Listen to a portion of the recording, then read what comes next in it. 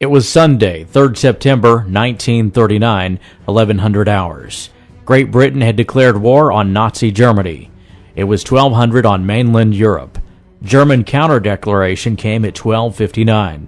No one on board the German submarine, Unterseeboot U-30, wanted this. There was a tension and curiosity, but no one felt any enthusiasm. In the next few hours, U-30 was going to make a ghastly mistake. The tragic story of U-30 starts on 22nd of August 1939 when this German submarine went to sea. U-boat left its base in Wilhelmshaven, but its active service began 12 days later on 3rd September 1939. U-30 was commanded by Fritz Julius Lemp. He was a captain lieutenant. That's the third lowest officer's rank in the German Navy and an equivalent to the rank of lieutenant. On this picture, we see him wearing his Kriegsmarine's white cap and talking with Admiral Karl Donitz. In 1939, Lemp was 26 years old, and he was in charge of U-30 for almost a year. He was respected and liked by his crew, and they had a confidence in his judgment. There was no time for hesitation underwater. At 1400, Fur der U-boot, leader of the U-boats, Karl Donitz, sent another message. He reminded all commanders of strict orders to operate within prize rules. That meant passenger ships mustn't be sunk. Crews of merchant ships must be placed safely in lifeboats before sinking the vessel. What's more important, only ships that are a threat to the attacker may be sunk without warning. Hitler believed that France, the weaker of the Allies, was easier to dissuade from war and forbade attacks against French ships unless in self-defense. All the messages were received by the crew of U-30. At 16:30, the bridge watch sights a large ship on the horizon. Lemp decides to close the distance. Looking through the periscope, he observes that the ship is blacked out and is zigzagging on a defensive course.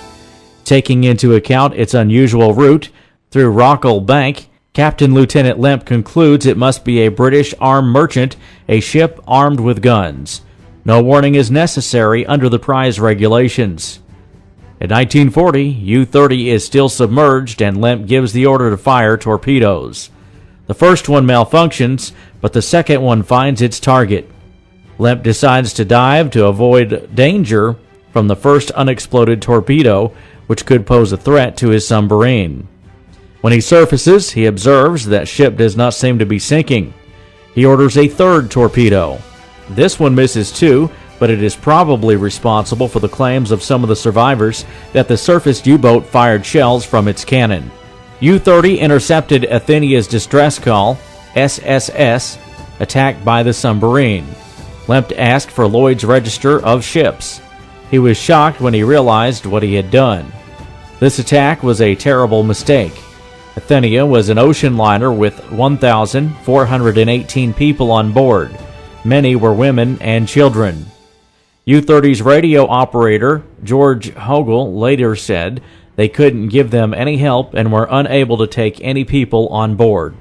This doesn't change the fact that Lemp had disobeyed all orders. He failed to offer any help, and he decided not to report what he'd done. He had chosen to remain silent. He must have known of the possible consequences his action would have on Germany.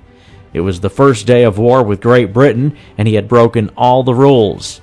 Within 24 hours, this German act of total war against civilians had been reported worldwide. Lemp's attack was a propaganda gift to the British. Hitler's first step was to deny any responsibility. Propaganda Minister Joseph Goebbels issued a statement claiming it was a British torpedo that sunk Athenia, and Churchill had planned this, hoping that he could bring the USA into the war. German Grand Admiral Reeder was told that no U-boat was nearer than 120 kilometers to the location of Athenia.